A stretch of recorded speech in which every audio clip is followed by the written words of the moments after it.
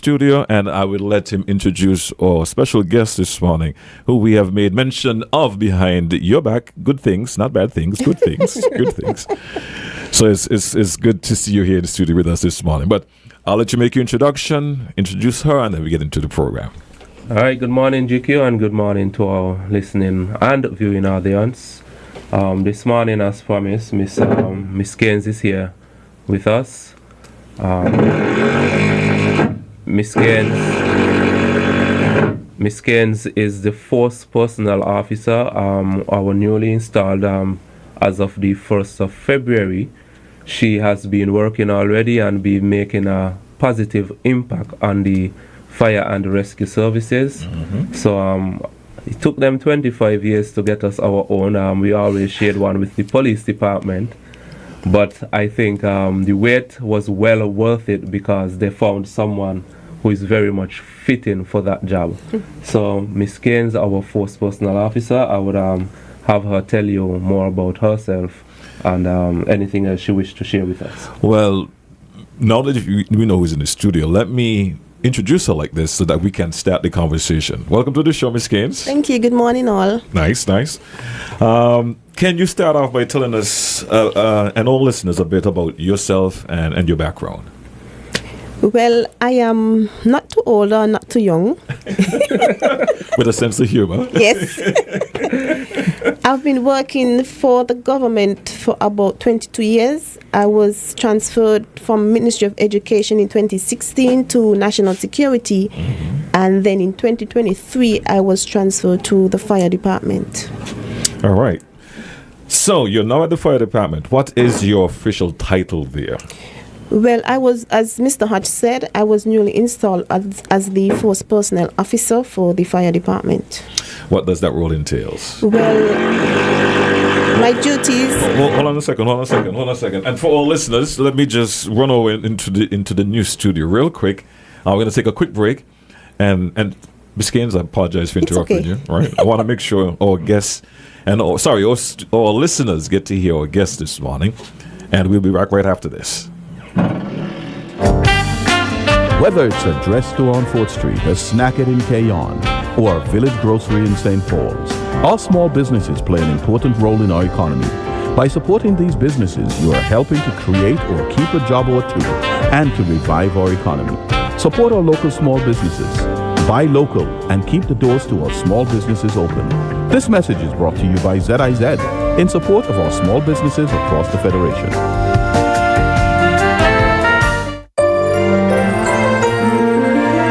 The sun or in the rain, life's a journey, joy and pain, but NCI's here day and night, always here for you, making it right,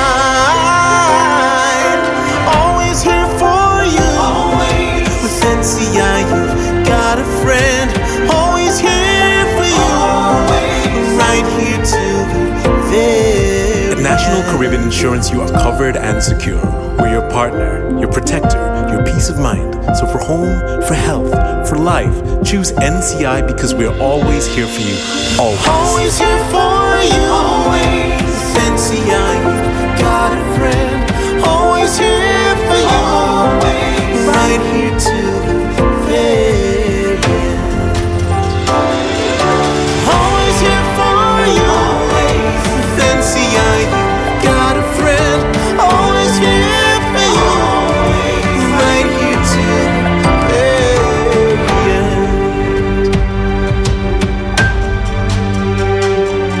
All right, welcome back, and we do apologize for the interruption this morning, but it's for a good cause. Let's continue. We were engaging Miss Gaines, and she was telling us a bit about her role and what it entails from a day-to-day basis. Yes.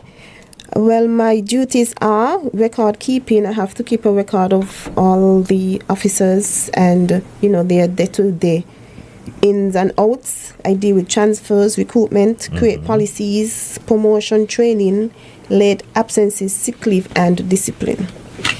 So, force personnel, is it? Yes. It's okay to call you that, right? Okay.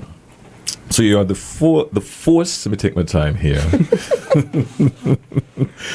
Personnel officer. What's your vision what vision do you have for this role and the department at large? Well, after being at the fire for almost 2 years, or just about 2 years, my vision is to just bring the officers closer together as a family, and we work together because, teamwork makes the dream work. I like that. I like that. And if I remember correctly, you were here last year in Missouri in the other studio. Summer safety program. Yes. And you did mention that you would like to have more time to do so. So I guess it panning out for you, right? Yes. Are there any specific initiatives or improvements you would like to implement or support within the force? Well, right now we are currently working on a location because, we had to evacuate from where we were. So we're just trying to locate a suitable area for the guys so they can be comfortable and be efficient and effective. Okay, great. Now, the community, I heard you're a hands-on person with the community events, right?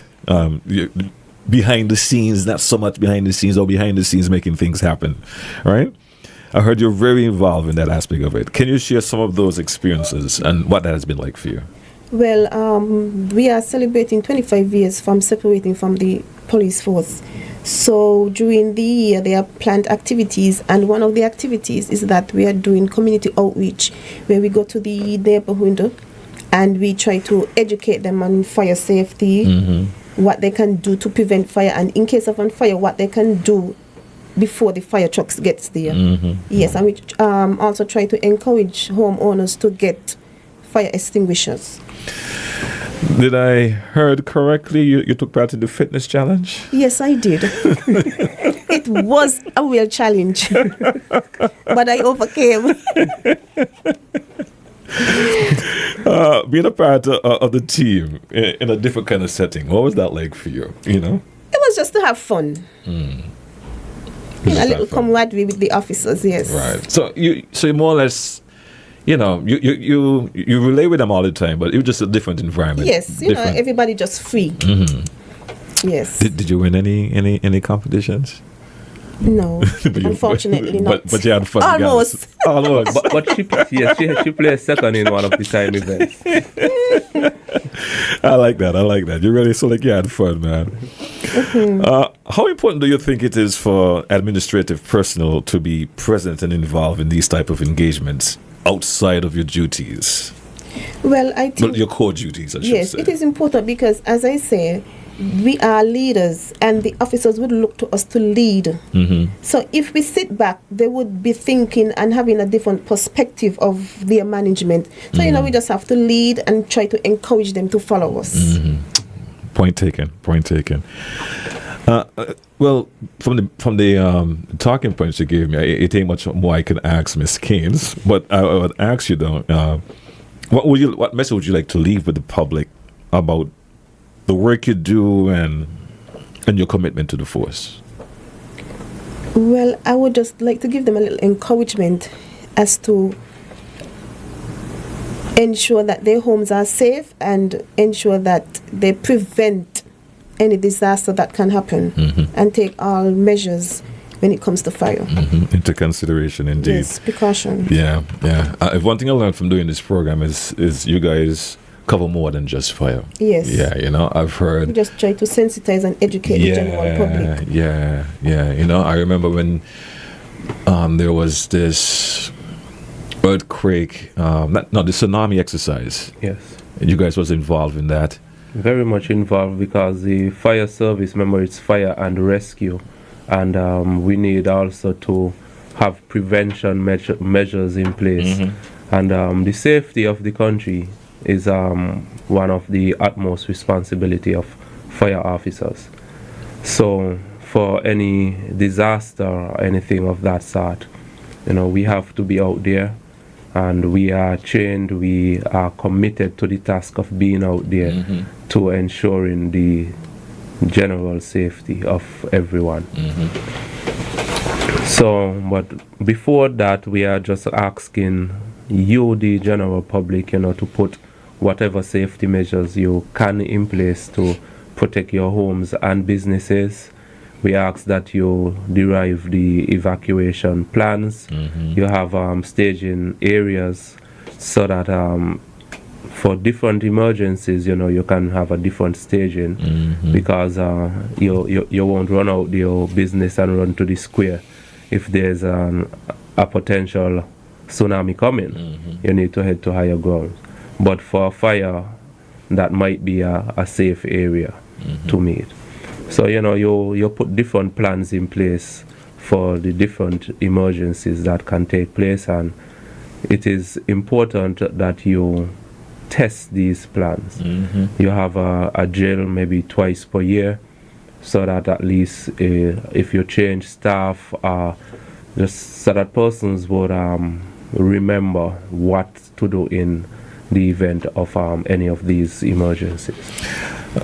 Talk about the emergency. Not before I go too far. We have Mr. Keynes here, so I think I've exhausted the talking points. But if you would like to add anything else, you can. I know you work with her, so you'll probably have more insights than I do.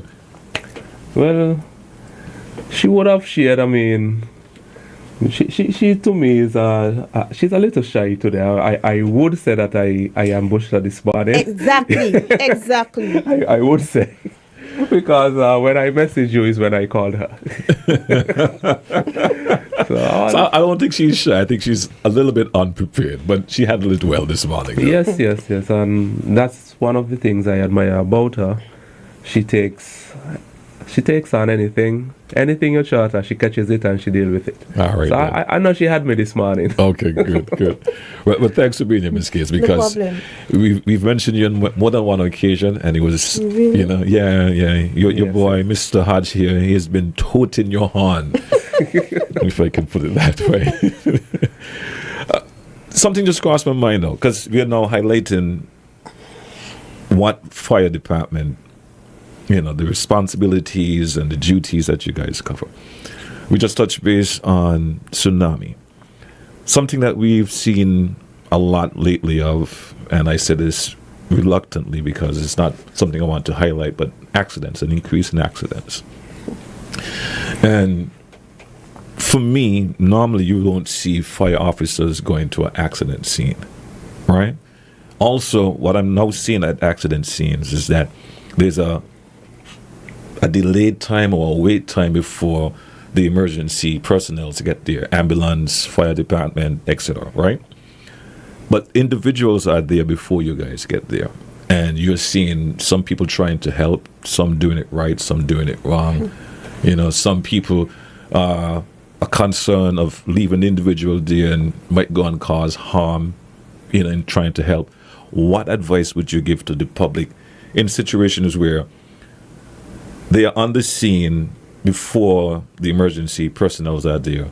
What advice do you have to give them so at least they can be rest assured that they not feel like they are not helping the situation and making what I things would worse? say to that, GQ, it's very hard to tell someone, a loved one or a family member, that if you see your family in an emergency or in a predicament, that you should leave them, because don't care how much you toot that hand, they would not. The first instinct, the human instinct, is to help. So what I would advise person to do is to use opportunities. You can organize yourself as a group and get first aid sessions either through the fire department or through the Red Cross community, which would have it properly certified. But it's good to have some kind of training in first aid, because one of the best way to save a life is simply to know how to stop bleeding, what to do according to where somebody is bleeding from, and outside of that is you need to know the don'ts in terms of emergencies as well. Because where you think you might be helping, where someone is stuck in a vehicle and you go there trying to just pull them out, you could be causing additional injury to the neck, to the spine, to, let me say, the foot is broken, there's a bone in the leg, the femur. in a matter of 2 minutes. If that is broken, you can bleed out in a matter of 2 minutes, and Wow. you would need That's to know serious. Wow. how to apply certain things to stop this, like the road techniques of doing what we call a tourniquet. That's a very tight bandage around the area above the bleeding point, which helps the person to stay alive much longer. Where you could use a belt or a piece of rope, but it must be applied tightly and properly to save that person's life. So having the knowledge, the teaching of these things, it could be free. You know, you organize yourself. I think Red Cross charge for the certification, but just having the basic knowledge of it could help you. Where you not only could help a family member, you could just be passing somewhere, you see something, and you can go ahead and assist until the professionals get there. So, in starting again, based on the question, I said it's hard to tell persons not to do anything, but I would like to encourage persons to get trained, get certified if you can. You don't have to be a part of any one of the agencies to be certified. You're doing it for you, and by doing that, you can help others. We've heard of cases where people have gotten lost in our mountains. And I might be going on a limb by saying this. I think the time can be reduced if the public knows who to call in cases like that. Who to call if someone goes missing? Well, in any emergency, I dare say the police really is who is in charge. But we have a coordinated team, a coordinated effort where there was put in place from, I think, is 2005, 2007, a team you call the National Emergency Team, which consists of fire officers, police officers, persons from the Defense Force, EMTs, and doctors. And even our Prime Minister, he was a part of that team on its inception. Okay. Mr. Joe feel I think he still feels as though he can save everyone's life. You know how the doctors behave. Yes. So yes, we do have a national emergency team. For the mountain aspect of it, we band together other team, but the army personnel, since it's their terrain, they take lead on it. But all of us still go together, we search together. If we find, we carry together, because bringing somebody from the mountain, if they are incapacitated, it's really hard. The last rescue we had of such, EMTs would have responded to a scene in Old Road, maybe about 25 minutes to a half an hour walk in the mountain, and they called the fire department for assistance. And we got a team of about 12 persons and responded in a timely manner, carrying our rescue baskets, and we were able to retrieve the person for the EMTs in the basket and walk through the rugged terrain. It wasn't too far in, as I said, so it wasn't that difficult. Nonetheless, if you are not fit, you cannot do those tasks. So we went ahead, we got the job done. The person was able to be taken to the ambulance, to the EMTs, for them to continue their work on that individual. And I was very much proud of the guys from the fire department for coming in such timely manner and getting that task done. I mean, that is what we are here for, along with our other duties. What exactly do you guys do at a car or vehicle accident scene? And are your presence needed for every accident scene? For every accident, no. Because some accidents are just Well, we just term them as small accidents. But if the jaws of life is not needed, most of the time you would not see the fire department out to an accident. And unlike in some countries, for whatever it is, you'll see the fire, the police, the ambulance, everybody move as one. But for here, it is not so. What happens here, and sometimes we feel it, I know it causes a time delay. What happens is there's an accident, either one, the police is called, or two, if an ambulance is needed, they are called. Sometimes it's only after the EMTs get to the scene and they realize, boy, they can't get the person out, or if the person may have gone over like a cliffside or so, then they would see the need of calling the fire department. So the fire department is then called out. Other times where persons call and give proper information, from the time the EMT get that call, they would call the fire department. Vice versa, if somebody calls the fire department and there's a serious accident in this place, we need to call the police. We would call EMT to find out, did you receive a call for this area? Well, we are going there based on what the information was. So it's always a coordinated effort.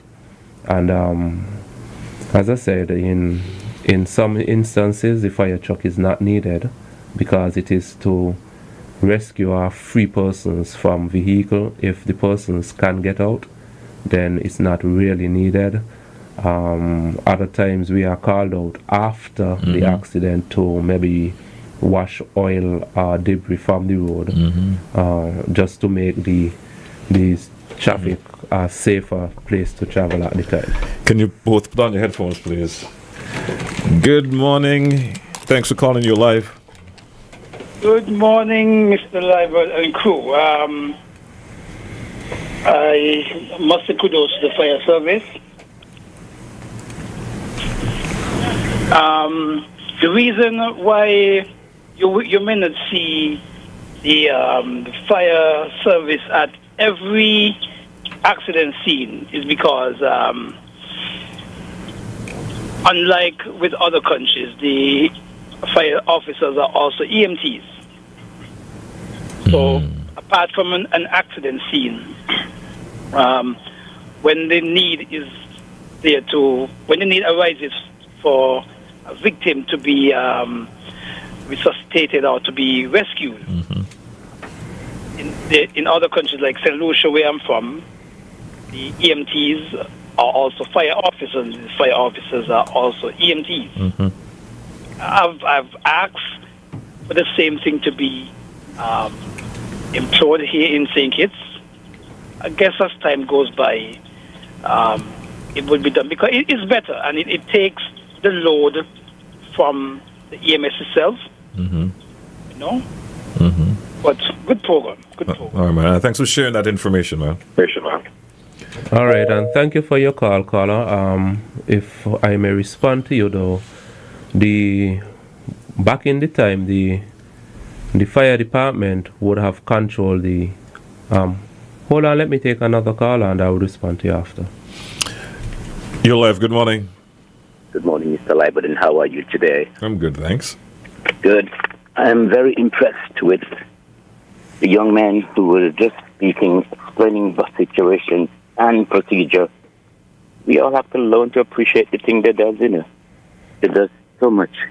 But most of us necessarily ignore or pay attention. We hear it and don't try to apply it. You heard what he said? We all know. You can't tell someone don't go and rescue their son, their daughter, but it's obvious. What he's saying is quite right. Either call those who are the professionals, know what they're doing when they get there, or be interested and have some training so you can do what is necessary until the people who we expect to do what they know to do properly get there. It is so true. And I am impressed and encouraged to say, like I normally, whenever this program on the radio, we all need to become well known about safety, which is first and foremost.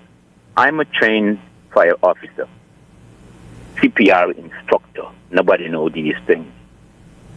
Personally speaking, my training was not fair in St. Kitts, but I come back and was not really interested in doing it. But of course, if I see something somewhere, I would apply my knowledge whenever necessary because I'm trained. A member of the American Red Cross Society. I'm not saying these things to make myself look better than anyone else, but I'm saying because I know what I can do. I have put people in position who had epilepsy, have been attacked. And people think I am doing something they don't know because they really haven't any knowledge about it. And I leave them there. But people have a way of putting stick and clothing people's mouth who had attacked by those seizures. Wrong. Definitely wrong. And I am impressed with the young man who's speaking so much about the things he said. We have to learn to appreciate the things that does because they are the ones that are like the first respondents. They care and protect and they serve. They are the ones who cares about us, and we have to appreciate that. Unlike Miss Keynes, let me make it clear. In her opening presentation, she said she's neither young or old. But young lady, let me say this. You are. And I'm very impressed. You speak about training and promotion. I have one question. Have you ever been at any site where there is a mock or exercises that there are prevention of fire? Have you ever been? If not, I would encourage you. However, you speak about fire extinguisher. Mr. Libert and the others in the studio, I have a fire extinguisher as a trained fireman, trained firefighter, and everybody in my home knows how to use it. We all have to listen and hear what it is needs to be done to prevent anything that would happen without any proper equipment. Get a fire extinguisher. And I like the idea of making it mandatory. Make it mandatory. We all and all businesses must have fire extinguisher, escape, emergency route, and procedures. We all should be trained. There's no exception. I thank you all for listening and very much. You take care. Have a good day too. Goodbye. All right. Thank you, Carlo, for your call, and I thank you for, reiterating some of what we have been saying. And I would like to encourage you to reach out to us at the fire department. We are trying to put our volunteer system back fully in place where we have persons with experience being there to assist us when it is necessary. So I would encourage you to reach out to either Mr. Pablo Gums at the Bastia Fire Station, Mr. Timothy Martin, or the fire chief himself, Mr. Rommel Williams. And I'm sure that we can use whatever information, whatever training you have to offer to make a better St. Kitts and Nevis Fire and Rescue Services. To the caller first, I started responding to you. The ambulance system was a part of the fire department, and they saw the need for the separation. Yes, I think it has its good. I think it has its bad. But what we are doing at the fire department in terms of training, we've just had an additional, and note I said additional because there are some persons already trained as EMTs within the department. We have ongoing training, so an additional 10 persons would have just completed this training. And for follow-ups, what we are doing is having persons posted with the EMTs so that they don't just take the knowledge and lose it, but they have ongoing training working on these ambulances. Good morning, you're live. Yes, I just wanted to give support to the last call about having fire extinguishers in business places or public places where people go. And not just having fire extinguishers, the appropriate ones, because different fires require different extinguishers. They have greasy fire, which is oil stuff. They have electrical fire and those stuff. And to make sure they're not expired. Somewhere I went recently and I saw an expired. When I say expired, way expired, even till the extinguisher thing, rusty, everything. I just can't remember where. And I said, but this is no, because so much stuff in here that could be fuel to a fire. And the next thing is, I've been asking for the longest while for the fire department to revamp the access to the fire extinguishers. As a kid, in my areas, we used to sit on them, used to play by them, right? Nothing to play with them.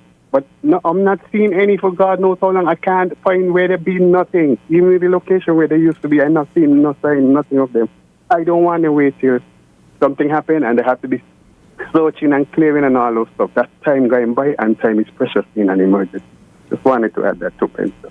All right, thank you, Carlo, and I do agree with you. A fire extinguisher should be in a visible position and should be mounted on a wall about 3 to 4 feet where you can just go and take it off and use it. So if persons in these businesses have them hidden, please, I encourage you to make them visible to persons. Go ahead, Julia. Good morning, you're live. Yes, good morning, Vicky. I try to get in. Anyway, looking at poor people, children, if when you come a far distance from a poor brother and a poor father, and God help you that you could reach you that day. So advise your daughter and your family how to do the fire. Good program you and the lady. And lady, we come up long way as ladies, so any man want them got the powers. That is true. All right, thank you, Carla. Thank you for your words of encouragement. All right, and on that note, we're going to wrap up the program for this morning. Ladies first. Just a little encouragement, as I said before. I'll just reiterate what I said. I would just like to encourage the general public to practice fire safety and know what to do in case of a fire and learn as much as possible as they can on fire prevention. Thank you. And from me, I would like to end on a high note. Hey, the week of activities, it's coming very, very fast up and coming. So we would have more information on that for you next week's program. But we are looking to have a fun-filled and competitive week of activities. Before I leave, however, I would like to mention to our persons in Nevis, the fire department is coming back to you again. The 26th of this month would be our next breakfast. So, get your tickets. Just come ahead and support us. We'll see you there shortly. Thanks for being here, both of you. And thanks for listening. I'll be back right after this. Get ready to ignite your mornings with Fire Talk. Tune in every Tuesday at 9:30 a.m. on Zobite